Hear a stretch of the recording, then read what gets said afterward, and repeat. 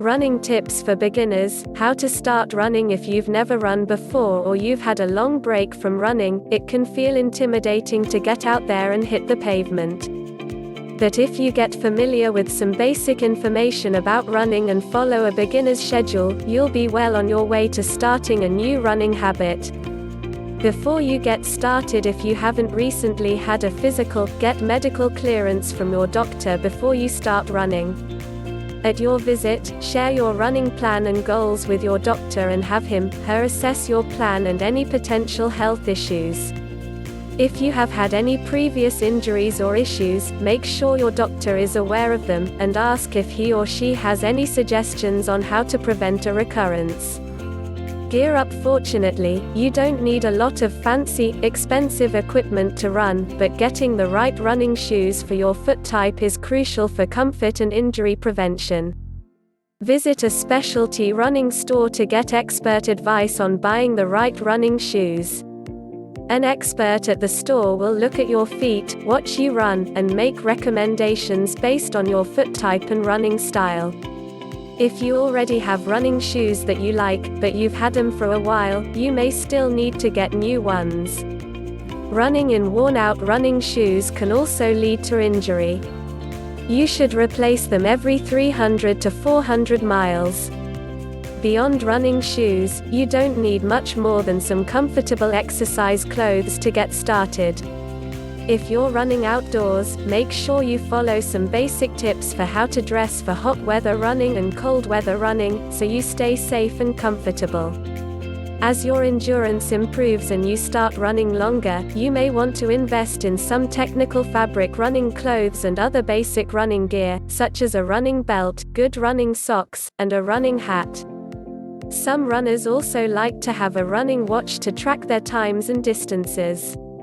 Take walking breaks before you get started with running. Get familiar with how to do the run-walk method. Most beginner runners start out using a run-walk technique because they don't have the endurance or fitness to run for extended periods of time. The run-walk method involves running for a short segment and then taking a walk break. As you continue with a run-walk program, the goal is to extend the amount of time you're running and reduce your walking time. Of course, some runners find walk breaks to be so beneficial that they continue taking them even as their endurance and fitness improves. Follow a beginner running schedule. Following a training schedule will not only safely build up your running distances, but it will also help you stay motivated. Knowing that you have scheduled runs to complete will keep you on track. The below 8-week beginner running plan is simple and will help you ease into running. Before you start any running workout, though, you need to make sure you warm up properly.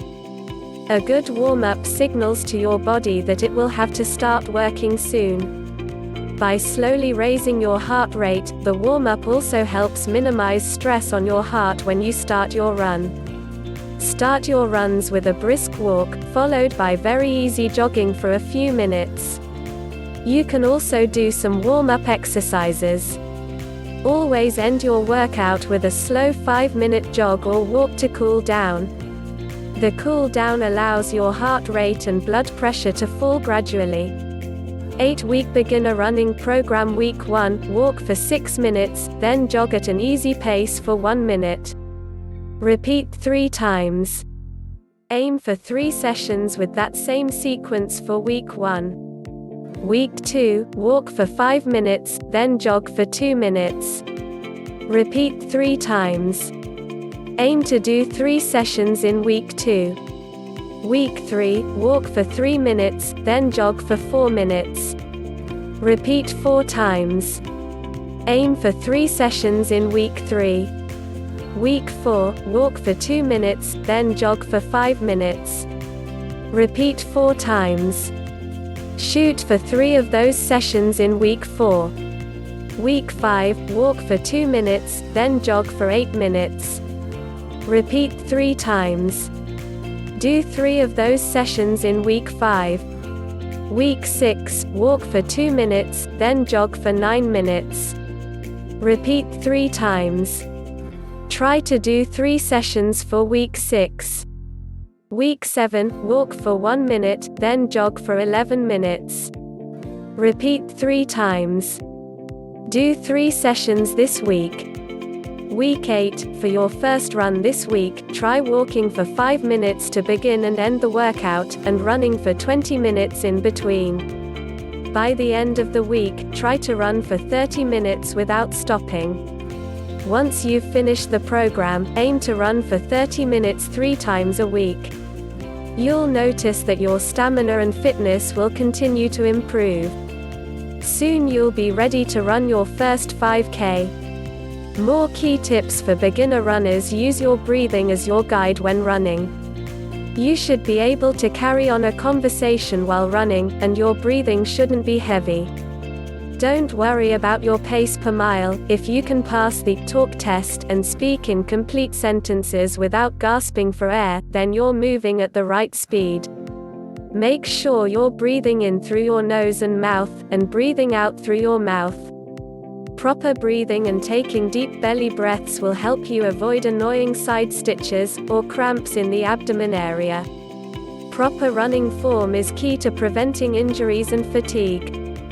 Follow these tips for proper running form. Also, make sure you avoid these common running mistakes. Drink water at the end of your workouts to rehydrate. If it's hot and humid, you should also drink some water, about 4 to 6 ounces, halfway through your workouts. Post-run is a great time to stretch and work on improving your flexibility because your muscles will be warmed up. It's also a relaxing way to end a workout. Try some of these stretches that target particular areas that frequently get tight during and after running.